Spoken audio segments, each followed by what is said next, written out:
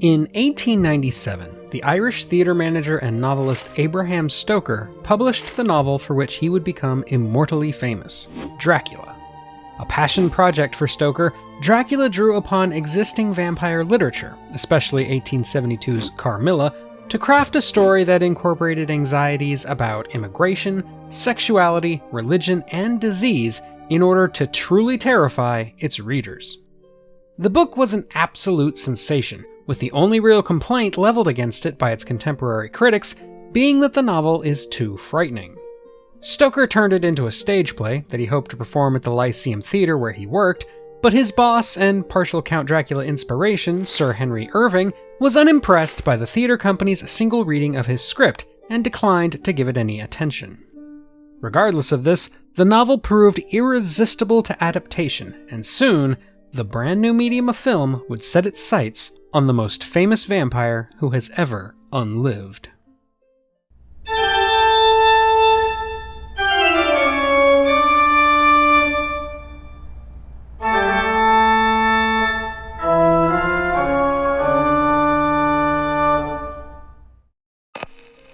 A strange man has come to live in a decrepit abbey beside the Seward Sanitarium, where the good Dr. Seward lives with his daughter, Mina. Not long after meeting this Count Dracula, Mina's friend Lucy dies a sudden and inexplicable death in which her blood appears to have been drained in her sleep. Dr. Seward takes a sample of Lucy's blood to Professor Van Helsing, a specialist in the strange and borderline supernatural, who concludes that it must be the work of a Nosferatu, a vampire, an undead creature who feeds on the precious fluids of the human body. When Mina begins to suffer from strange symptoms, showing the telltale bite marks on her neck from where the vampire drank from her, it is up to Professor Van Helsing, Dr. Seward, and Mina's fiancé John Harker to find this creature of the night and stop him before Mina loses her life and her soul. Before we go any further, if you could please hit that like button, you could help safeguard me from the dangerous fiends who stalk the dark side of the YouTube algorithm. If you really do like this video, please subscribe as well. Thank you in advance. With that out of the way, let's get back to the subject at hand. In 1922, the German filmmaker F.W. Murnau made the first direct adaptation of Dracula, albeit with name changes, in the form of Nosferatu, easily the scariest silent film ever made. An ensuing copyright dispute led to the film being taken out of print and destroyed, though a few copies did survive the legal slaughter, ensuring that the film survives to this day. I'd talk more about Nosferatu, because I have plenty to say on the subject, but let's save that for another video. Let me know if you'd be interested. Anyway, then, in 1924, and with the permission of the Stoker estate, Dracula was adapted once again for the stage, this time by Hamilton Deane, who turned the more repulsive and animalistic Dracula of Stoker's novel into a proper aristocrat. After proving to be a smash hit throughout England, it was brought to Broadway in 1927, redrafted by John L. Balderson. With the title role performed by a relatively unknown Hungarian expatriate, Bela Lugosi, who had learned his lines phonetically for some of his earliest works on the American stage, the Broadway version of Dracula proved to be just as popular and successful as the British one, leading to a national tour. Meanwhile, as far back as the mid-1910s, the founder and president of what was then called the Universal Film Manufacturing Company, Carl Laemmle, had shown interest in creating a film version of Dracula, though he was never quite sold on the idea of producing something so macabre and controversial. At some point in the mid to late 20s, Paul Kohner, who was assumed to be Laemmle's replacement, had an early conception of the project with Conrad Veidt in the title role. Laemmle's son, however, Carl Laemmle Jr., not only passed over Kohner to become his father's replacement, but was also the one who, with Bela Lugosi acting as mediator, finally bought the film and stage rights for $40,000, hoping to corner the market on Dracula adaptations and to replicate the success of films like The Hunchback of Notre Dame and The Phantom of the Opera. In the very early stages of development, it was assumed that Lon Chaney, star of those earlier films, would play the Count instead of Conrad Veidt. To craft a screenplay, Universal turned to the novelist Louis Bromfeld, who penned the lavish epic, But after the stock market crashed in 1929 and Universal began falling into economic trouble, it was clear that Bromfield's Dracula would be much too expensive. Universal then turned to the writer Garrett Fort, who based his pared-back script more on the Dean and Balderson stage adaptations than on Bromfield's work, with a few key inspirations taken from Nosferatu and Stoker's original novel. Even though Carl Laemmle Sr. saw Dracula as a big mistake that could never be a success, Laemmle Jr., who had been gifted leadership over Universal as a 21st birthday present, went ahead with it anyway, certain that Universal could make a name for itself in the horror genre. With the sound era in its infancy, Universal put 3 different versions of the film into production: the talkie version, a silent version for theaters that didn't yet have sound equipment installed, and a Spanish-language version for Latin American audiences that were eager to hear actors speak in their native tongue. La sangre es la vida. The first 2 were given a combined budget of roughly $350,000, while the latter was given only $66,000, though the Spanish version would have the benefit of using the same sets and props used for the English ones. I'll talk more about the Spanish version later, but the English versions were directed by Todd Browning, a veteran actor, writer, and director with decades of experience in silent film. By some accounts, it was Browning himself who convinced Junior Laemmle to produce Dracula. The role of Dracula proved to be the most difficult one to cast, and indeed it was one of the last roles filled. By the time pre-production had begun, Laemmle's first choice, Lon Chaney, was rapidly deteriorating from the effects of late-stage lung cancer and would, a month before the start of filming, pass away at just 47 years of age. Several big-name actors were considered to replace him, including, but not limited to, Paul Mooney, William Courtenay, John Carradine, and Joseph Schildkraut. At that time, Bela Lugosi was in the midst of touring as Dracula in the popular Broadway version and happened to be in the Los Angeles area, so he lobbied hard to get the part. Even though Junior Laemmle didn't really want Lugosi because of his thick accent, Now that you have learned what you have learned, it would be well for you to return to your own country. the casting budget was quickly being exhausted, and he was forced to look outside of the big names he was hoping for.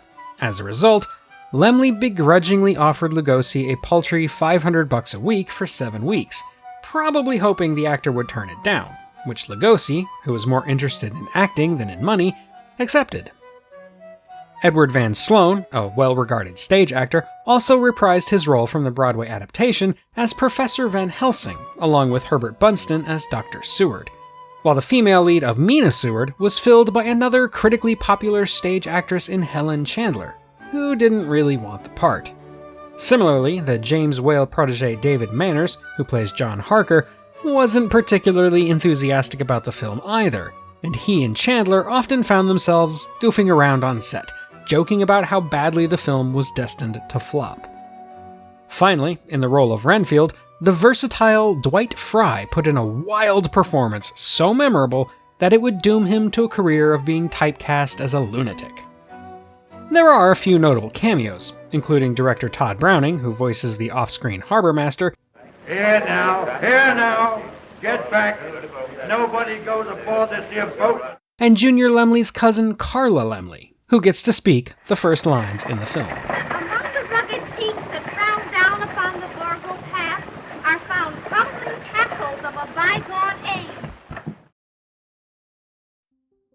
Filming began in sequence in late September of 1930, in what was reportedly a chaotic and disorganized shoot. An oft-repeated anecdote from David Manners seems to indicate that Browning, the director, was rarely on set, with much of the film shadow-directed by the cinematographer Karl Freund, the same Karl Freund who had filmed Fritz Lang's Metropolis. To be fair, not all accounts agree with Manners, and Browning, by his own admission, was never entirely comfortable working with sound, which explains why Dracula, in places, feels more like a silent-era film than a so-called talkie. It's also heavily rumored that he was mourning the loss of his friend Lon Chaney and suffering from a severe bout of alcoholism at the time. The Spanish version was produced simultaneously on the same shooting script, with an uncredited Paul Kohner serving as producer. While the English-language Dracula filmed during the day, The Spanish production would work all through the night on the same sets, often even using the same stage marks for the actors. By all accounts, despite the need for a translator for director George Melford, filming on the Spanish version went much more smoothly, no doubt helped by fewer studio eyes focused on it and fewer worries about the censors. Universal's Dracula released in February of 1931 by an uncertain studio, with many insiders unconvinced that audiences were ready for such a humorless horror film.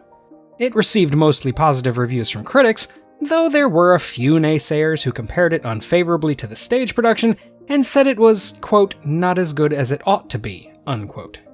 However, audiences were hypnotically drawn to the film in droves, making the film an unprecedented success for the studio. Hard numbers are hard to come by, but the film allegedly made a profit of around $700,000, making it Universal's best-performing film of the year, and making 1931 the only year of the Great Depression in which the studio, under the control of the Laemmles, came out in the black. To say the movie was influential is an absurd understatement. It is the mold by which all modern vampire fiction is cast, and since it was a direct inspiration for Richard Matheson's I Am Legend, it also, by proxy, helped create the zombie subgenre. The mental image we all have of vampires, especially Dracula, is no doubt closer to Bela Lugosi's screen persona than anything else. And the basic story of Dracula most of us know is closer to the 1931 film than it is to Bram Stoker's novel. It also launched a golden age for horror, especially at Universal, which created a mega-successful franchise out of several loosely connected horror properties, the incredible success of which the studio is still trying to replicate today. It can even arguably be credited with being the first true Hollywood horror film, surpassing its silent-era counterparts so much that they pale in comparison. One startling statistic I came across while researching this film was that, on average, around the world, one new Dracula property is being released every single week, be it in film or any other medium, and most of those owe far more to the 1931 film than they do the novel upon which it is based. There are endless scholarly articles about Dracula, its alleged inspirations, its supposed historical background, and the reasons for its seemingly immortal residence in the zeitgeist, but nearly all of them acknowledge that our concept of Dracula is of an attractive, black-haired Hungarian with a cape, which is pretty much the exact opposite of Stoker's realization of the character.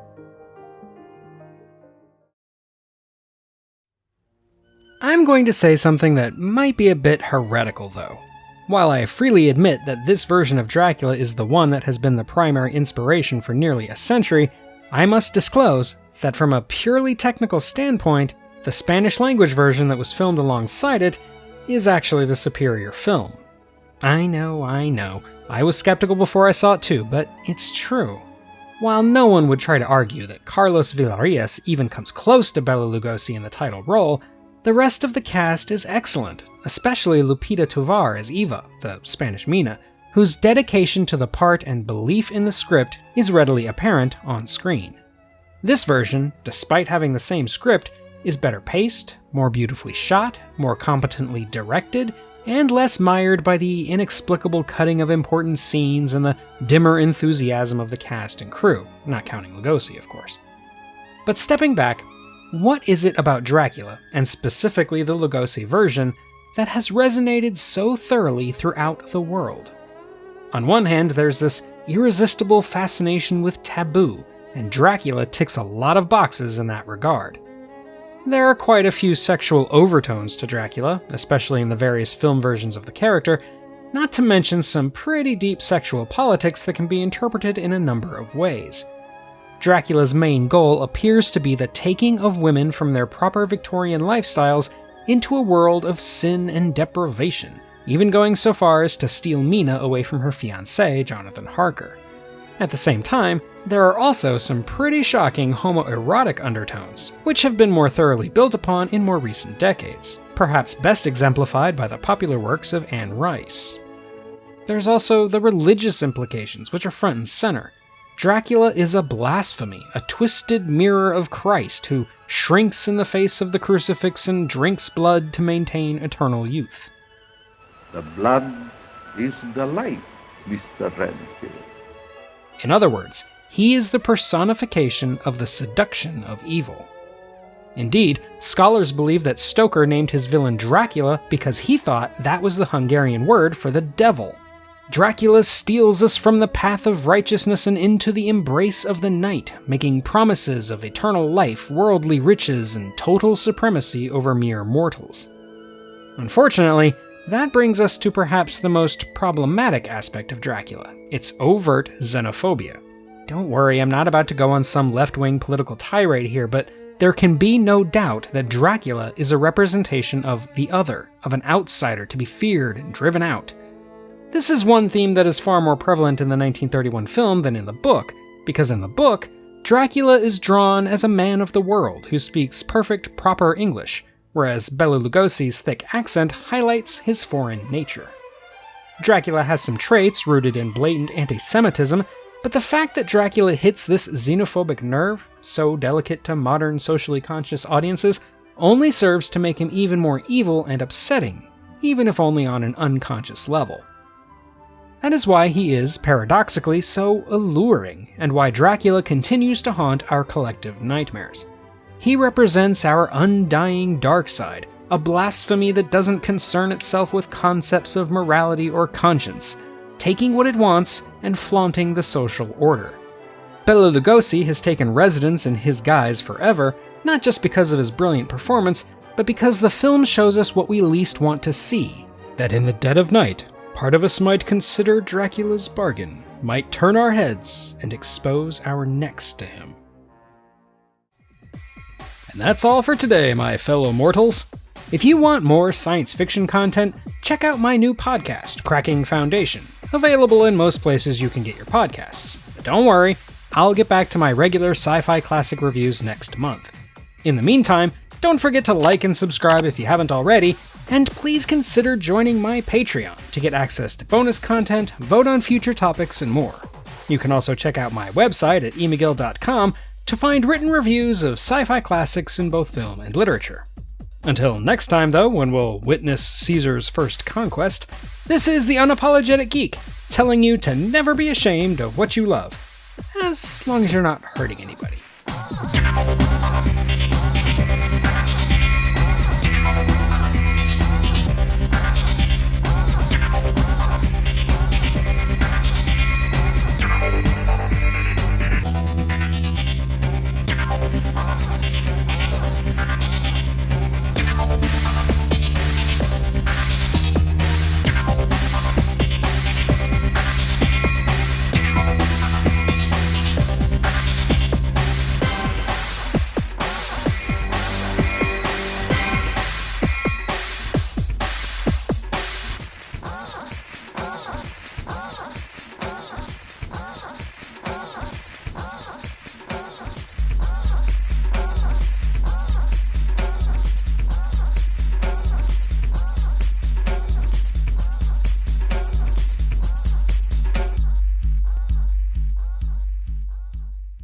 They're all crazy except you and me.